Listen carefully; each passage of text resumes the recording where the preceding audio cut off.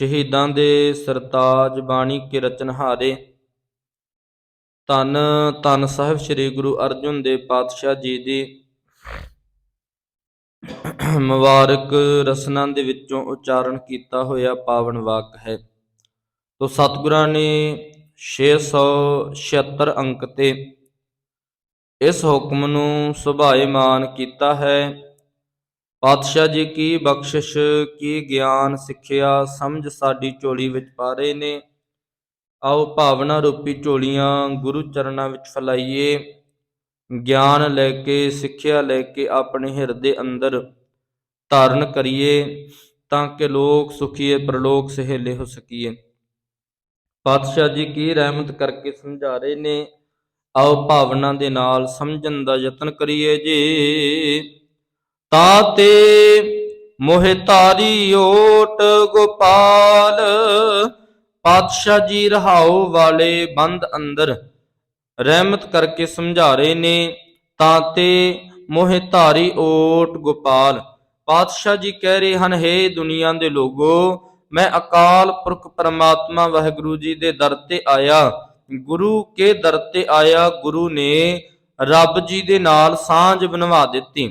ਗੁਰੂ ਨੇ ਅੰਦਰ ਦ੍ਰਿੜਤਾ, ਵਿਸ਼ਵਾਸ, ਭਰੋਸਾ ਪੱਕਾ ਕਰ ਦਿੱਤਾ। ਮੈਂ ਗੁਰੂ ਤੇ ਵਿਸ਼ਵਾਸ ਕੀਤਾ, ਭਰੋਸਾ ਕੀਤਾ ਤੇ ਗੁਰੂ ਪਾਤਸ਼ਾਹ ਜੀ ਨੇ ਮੇਰੇ ਹਿਰਦੇ ਅੰਦਰ ਉਹ ਦ੍ਰਿੜ ਨਾਮ ਵਸਾ ਦਿੱਤਾ, ਮੇਰੇ ਹਿਰਦੇ ਅੰਦਰ ਨਾਮ ਟਿਕਾ ਦਿੱਤਾ। ਤੇ ਸਾਹਿਬ ਜੀ ਕਹਿ ਰਹੇ ਹਨ, ਓਟ ਗੋਪਾਲ, ਇੱਕ ਕਰਤੇ ਦਾ ਨਾਮ ਜੋ ਧਰਤੀ ਦਾ ਰਚਨਹਾਰਾ ਹੈ, ਧਰਤੀ ਨੂੰ ਪਾਲਣ ਵਾਲਾ ਹੈ। ਗੋ ਤੋਂ ਭਾਵ ਧਰਤੀ, ਪਾਲ ਤੋਂ ਭਾਵ ਇਸ ਦੀ ਰਾਖੀ ਕਰਨ ਵਾਲਾ, ਇਸ ਧਰਤੀ ਨੂੰ ਪੈਦਾ ਕਰਨ ਵਾਲਾ, ਇਸ ਧਰਤੀ ਨੂੰ ਸਮੇਟਣ ਵਾਲਾ ਅਕਾਲ ਪੁਰਖ ਪਰਮਾਤਮਾ। ਮੈਂ ਉਸ ਦੇ ਵਿੱਚ ਆਪਣੀ ਸੁਰਤੀ ਜੋੜ ਲਈ। ਗੁਰੂ ਨੇ ਰਹਿਮਤ ਕਰਕੇ, ਗਿਆਨ ਦੇ ਕੇ, ਸਮਝ ਦੇ ਕੇ ਰੱਬ ਦੇ ਨਾਲ ਜੋੜ ਦਿੱਤਾ ਜੀ। ਸ਼ਰਨ ਪਰਿਓ, ਮੈਂ ਪੂਰੇ ਗੁਰੂ ਦੀ ਸ਼ਰਨ ਦੇ ਵਿੱਚ ਆਇਆ। ਪੂਰਨ ਪਰਮੇਸ਼ਰ, ਪੂਰੇ ਗੁਰੂ ਨੇ ਸਮਝ ਦੇ ਕੇ ਮੈਨੂੰ ਪਰਮੇਸ਼ਰ ਦੇ ਚਰਨਾਂ ਵਿੱਚ ਜੋੜ ਦਿੱਤਾ।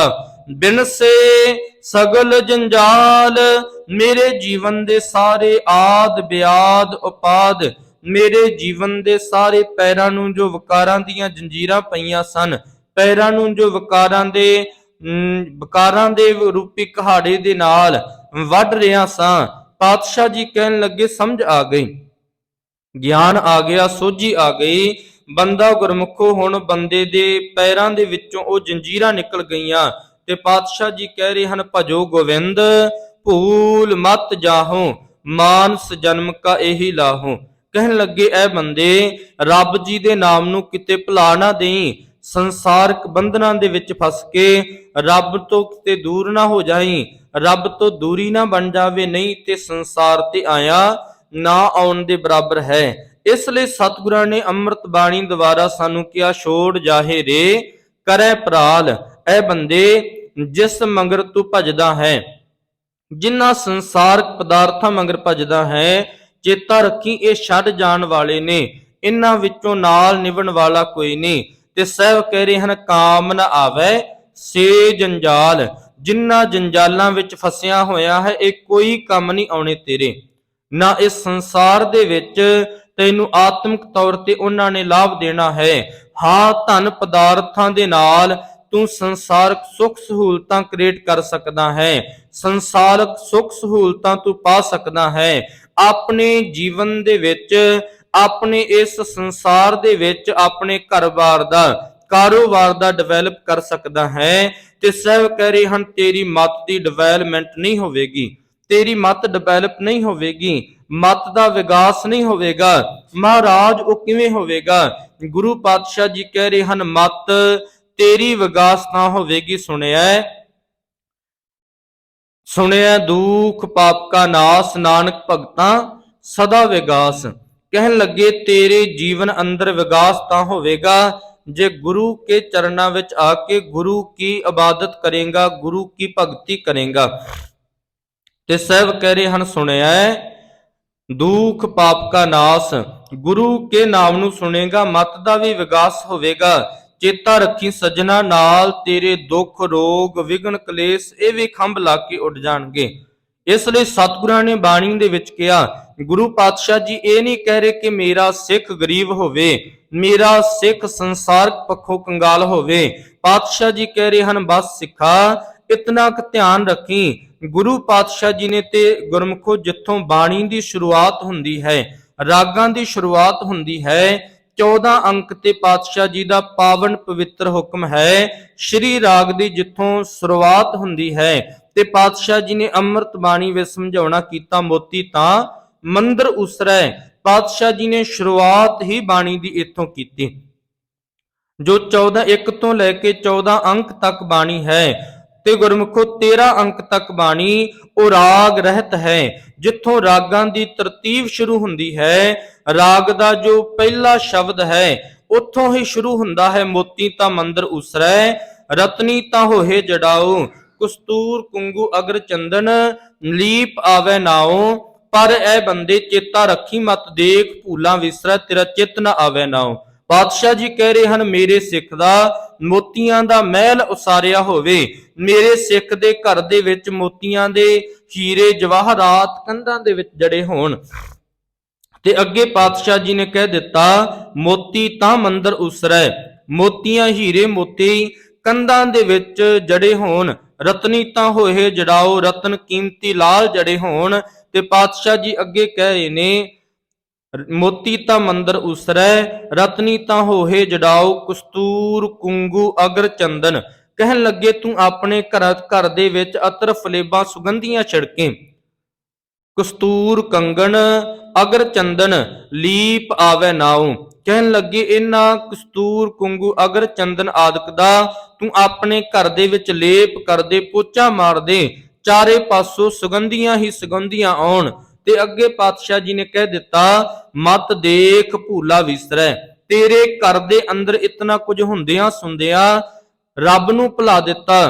ਕਹਿਣ ਲੱਗੇ, ਤੇਰੇ ਪਦਾਰਥ ਵੀ ਕਿਸੇ ਕੰਮ ਨਹੀਂ ਆਏ, ਸੰਸਾਰ ਦੇ ਵਿੱਚ ਆਇਆ ਜਿਨ੍ਹਾਂ ਪਦਾਰਥਾਂ ਮਗਰ ਭੱਜਿਆ ਉਹ ਵੀ ਕਿਸੇ ਕੰਮ ਨਹੀਂ ਆਉਣੇ।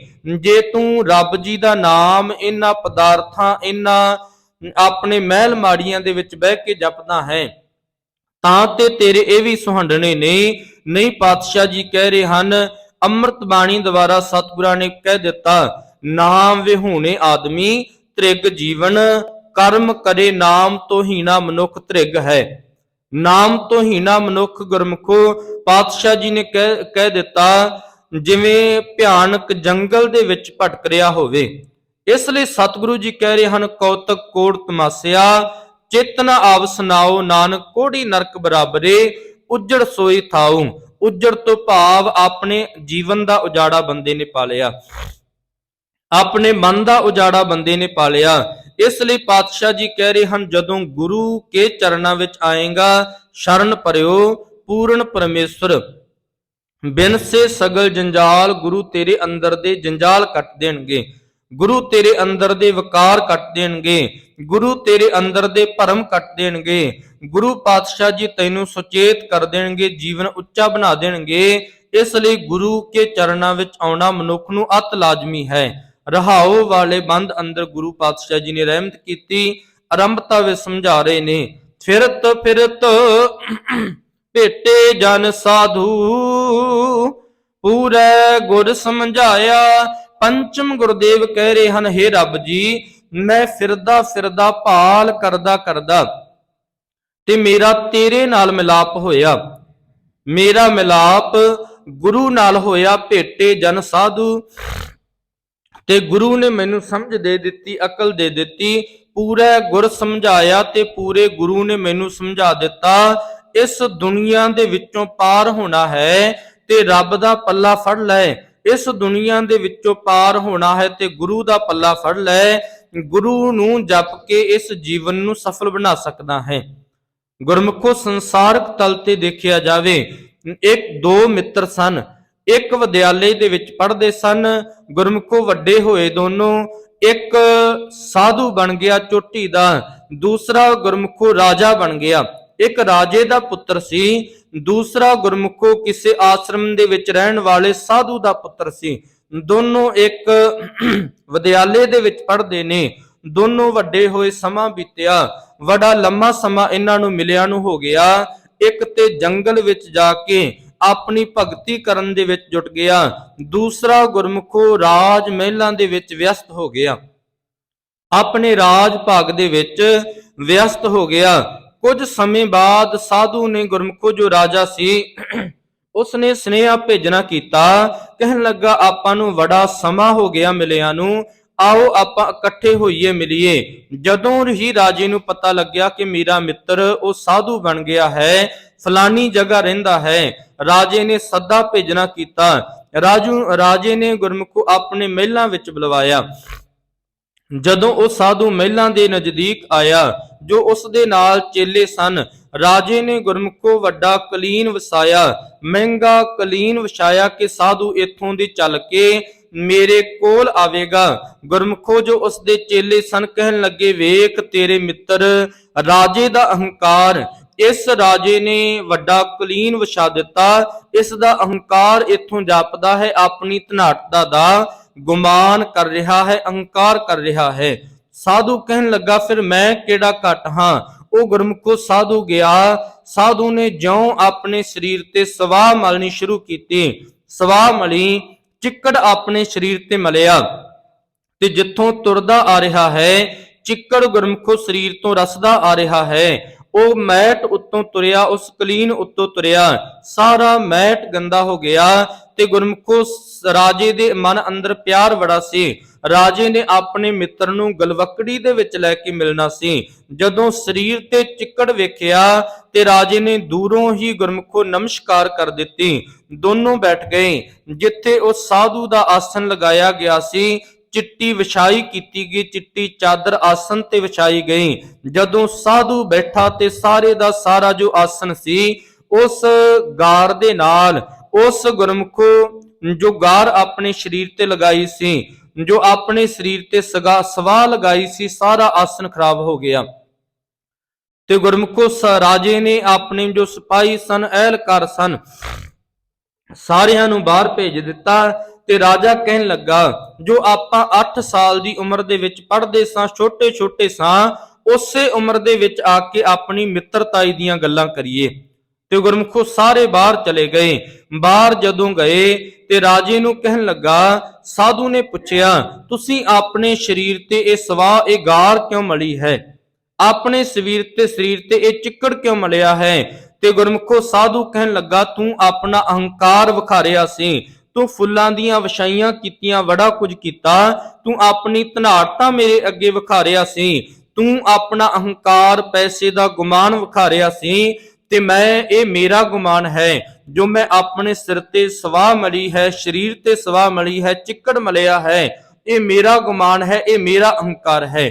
ਤੇ ਗੁਰਮੁਖੋ ਰਾਜਾ ਕਹਿਣ ਲੱਗਾ, ਸੱਜਣਾ, ਪ੍ਰਾਪਤ ਤੂੰ ਵੀ ਕੁਝ ਨਹੀਂ ਕੀਤਾ, ਪ੍ਰਾਪਤ ਮੈਂ ਵੀ ਕੁਝ ਨਹੀਂ ਕੀਤਾ, ਦੋਨੋਂ ਦੇ ਦੋਨੋਂ ਖਾਲੀ ਹਾਂ। ਇਸ ਲਈ ਗੁਰਮੁਖੋ ਜਿਤਨਾ ਸਮਾਂ ਅਸੀਂ ਕੇਵਲ ਸੰਸਾਰਕ ਪਦਾਰਥਾਂ ਦੇ ਮਗਰ ਭੱਜਾਂਗੇ, ਖਾਲੀ ਰਵਾਂਗੇ, ਗੁਰੂ ਕੇ ਚਰਨਾਂ ਵਿੱਚ ਆ ਕੇ ਗੁਰੂ ਦੀ ਮੱਤ ਲੈ ਲਈ ਤੇ ਸਾਨੂੰ ਗੁਰੂ ਗਿਆਨ ਦੇ ਨਾਲ ਭਰ ਦੇਵੇਗਾ। ਇਸ ਲਈ ਗੁਰੂ ਪਾਤਸ਼ਾਹ ਜੀ ਸਾਨੂੰ ਸਮਝਾ ਰਹੇ ਨੇ, ਸਾਨੂੰ ਅਕਲ ਦੇ ਰਹੇ ਨੇ। ਫਿਰਦਿਆਂ ਫਿਰਦਿਆਂ, ਭਾਲ ਕਰਦਿਆਂ ਕਰਦਿਆਂ, ਭੇਟੇ ਜਨ ਸਾਧੂ ਜਦੋਂ ਗੁਰੂ ਦੇ ਨਾਲ ਮਿਲਾਪ ਹੋ ਗਿਆ, ਪੂਰਾ ਗੁਰ ਸਮਝਾਇਆ, ਪੂਰੇ ਗੁਰੂ ਨੇ ਤੈਨੂੰ ਸਮਝ ਦੇ ਦੇਣੀ ਹੈ, ਪੂਰੇ ਗੁਰੂ ਨੇ ਤੈਨੂੰ ਅਕਲ ਦੇ ਦੇਣੀ ਹੈ। ਨਹੀਂ ਤੇ ਸੰਸਾਰ ਤੇ ਆਇਆ, ਪਾਤਸ਼ਾਹ ਜੀ ਕਹਿ ਰਹੇ ਹਨ, ਅਕਲ ਤੋਂ ਬਿਨਾ ਖਾਲੀ ਚਲਾ ਗਿਆ। ਅਕਲ ਨਹੀਂ ਲਈ, ਸੋਝੀ ਨਹੀਂ ਲਈ, ਗਿਆਨ ਨਹੀਂ ਲਿਆ, ਕਿਉਂਕਿ ਅਕਲੀ ਸਾਹਿਬ ਸੇਵਰੀ ਹੈ, ਅਕਲੀ ਕੀਚੈ ਦਾਨ, ਅਕਲੀ ਪੜ੍ਹ ਕੇ ਬੂਝੀਐ। ਜਦੋਂ ਗੁਰੂ ਕੀ ਸੰਗਤ ਵਿੱਚ ਆਵੇਗਾ, ਬੂਝੀਐ ਤੋਂ ਭਾਵ ਸਮਝ ਲੈਣਾ, ਜਦੋਂ ਗੁਰੂ ਕੀ ਸੰਗਤ ਵਿੱਚ ਆਏਗਾ, ਗੁਰੂ ਤੋਂ ਸਮਝ ਲਏਗਾ। ਅਕਲੀ ਪੜ੍ਹ ਕੇ ਬੂਝੀਐ, ਅਕਲੀ ਕੀਚੈ ਦਾਨ। ਤੇ ਕਹਿਣ ਲੱਗੇ, ਆਪਣੀ ਅਕਲ ਗੁਰੂ ਕੇ ਚਰਨਾਂ ਵਿੱਚ ਭੇਟਾ ਕਰ ਦੇ, ਗੁਰੂ ਤੈਨੂੰ ਗਿਆਨ ਦਾ ਦਾਨ ਦੇ ਰਿਹਾ ਹੈ, ਗੁਰੂ ਤੈਨੂੰ ਗਿਆਨ ਦੀ ਸਮਝ ਦੇ ਰਿਹਾ ਹੈ। ਤੇ ਇਸ ਲਈ ਪਾਤਸ਼ਾਹ ਜੀ ਕਹਿ ਰਹੇ ਹਨ, ਜੇ ਗਿਆਨ ਨਾ ਲਿਆ, ਗੁਰੂ ਪਾਤਸ਼ਾਹ ਜੀ ਨੇ ਕਹਿ ਦਿੱਤਾ, ਤੋ ਗਿਆਨ ਤੋਂ ਬਿਨਾ ਸੰਸਾਰ ਅੰਦਰ ਸੁੰਨਾ ਹੈ, ਗਿਆਨ ਤੋਂ ਵਿਹੀਣਾ ਹੈ, ਗਿਆਨ ਤੋਂ ਬੇਅਕਲਾ ਹੈ। ਗਿਆਨ ਤੋਂ ਬਿਨਾ ਪਾਤਸ਼ਾਹ ਜੀ ਕਹਿ ਰਹੇ ਹਨ, ਇਸ ਤਰ੍ਹਾਂ ਹੈ, ਜਿਉ ਮਾਤ ਕੀਜੈ ਹਰ ਬਾਂਝਾ। ਪਾਤਸ਼ਾਹ ਜੀ ਕਹਿ ਰਹੇ ਹਨ, ਜਿਵੇਂ ਇਸਤਰੀ ਸੰਸਾਰ ਤੇ ਆਈ ਤੇ ਗੁਰਮੁਖੋ ਬੱਚਾ ਨਹੀਂ ਪੈਦਾ ਹੋਇਆ ਤੇ ਲੋਕ ਉਸ ਨੂੰ ਬਾਂਝ ਕਹਿੰਦੇ ਨੇ। ਸਤਿਗੁਰਾਂ ਨੇ ਬਾਣੀ ਵਿੱਚ ਕਹਿ ਦਿੱਤਾ, ਕਹਿਣ ਲੱਗਾ, ਜਿਉ ਸੁਣੀ ਦੇ ਫਿਰੈ ਬਿਨ ਨਾਵੈ, ਓਏ ਖੱਪ ਖੱਪ ਮੂਏ ਖਰਾਂਝਾ। ਕਹਿਣ ਲੱਗੇ ਸੁਣੀ ਦੇ ਫਿਰਦਾ ਹੈ, ਸਮਝ ਨਹੀਂ ਲਈ ਗੁਰੂ ਕਾ ਨਾਮ ਆਪਣੀ ਦੇਹੀ, ਆਪਣੇ ਹਿਰਦੇ, ਆਪਣੇ ਦਿਮਾਗ, ਆਪਣੇ ਦਿਲ ਅੰਦਰ ਵਸਾਇਆ ਨਹੀਂ। ਤਿਨ ਸੁਣੀ ਦੇ ਫਿਰੈ ਬਿਨ ਨਾਵੈ, ਓਏ ਖੱਪ ਖੱਪ ਮੋਏ ਕਰਾਂਝਾ। ਜਿਵੇਂ ਉਹ ਇਸਤਰੀ ਆਪਣੀ ਕੁੱਖ ਤੋਂ ਹੀਣੀ ਚਲੀ ਗਈ, ਤੂੰ ਨਾਮ ਤੋਂ ਹੀਣਾ ਸੰਸਾਰ ਤੋਂ ਚਲਾ ਗਿਆ। ਇਸ ਲਈ ਪਾਤਸ਼ਾਹ ਜੀ ਕਹਿ ਰਹੇ ਹਨ, ਰੱਬ ਜੀ ਦੀ ਦਰਗਾਹ ਅੰਦਰ ਪ੍ਰਵਾਨ ਨਹੀਂ ਹੋਵੇਗਾ। ਜਿਤਨੇ ਵੀ ਯਤਨ ਪ੍ਰਪੰਚ ਪਖੰਡ ਰੱਬ ਜੀ ਦੇ ਨਾਮ ਤੇ ਕਰ, ਸਤਿਗੁਰਾਂ ਨੇ ਕਹਿਤਾ ਇਹ ਕੰਮ ਨਹੀਂ ਆਉਣਗੇ। ਆਨ ਸਗਲ ਵਿਦ ਕਾਮ ਨਾ ਆਵੇ, ਇਹ ਤੇਰੇ ਸੰਜਮ, ਇਹ ਪਖੰਡ, ਇਹ ਭਰਮ ਦੁਨੀਆ ਦੇ ਬਾਬਿਆਂ ਨੇ ਜੋ ਭਰਮਾਂ ਵਿੱਚ ਪਾਇਆ ਹੈ, ਇਹ ਕਿਸੇ ਕੰਮ ਨਹੀਂ ਆਉਣੇ। ਜਿਤਨਾ ਸਮਾਂ ਗੁਰੂ ਕੀ ਸ਼ਰਨ ਨਹੀਂ ਲਵੇਂਗਾ, ਜਿਤਨਾ ਸਮਾਂ ਰੱਬ ਦੀ ਇਬਾਦਤ ਨਹੀਂ ਕਰੇਗਾ। ਆਨ ਸਗਲ ਵਿਦ ਕਾਮ ਨਾ ਆਵੇ, ਹਰ ਹਰ ਨਾਮ ਤੇ ਆਇਆ। ਜਿਤਨਾ ਸਮਾਂ ਗੁਰੂ ਕੇ ਕਹੇ ਮੁਤਾਬਕ ਰੱਬ ਜੀ ਦੇ ਨਾਮ ਨੂੰ ਧਿਆਏਗਾ ਨਹੀਂ, ਜਪੇਗਾ ਨਹੀਂ, ਸੰਸਾਰ ਤੇ ਆਇਆ ਨਾ ਆਉਣ ਦੇ ਬਰਾਬਰ ਹੈ। ਇਸ ਲਈ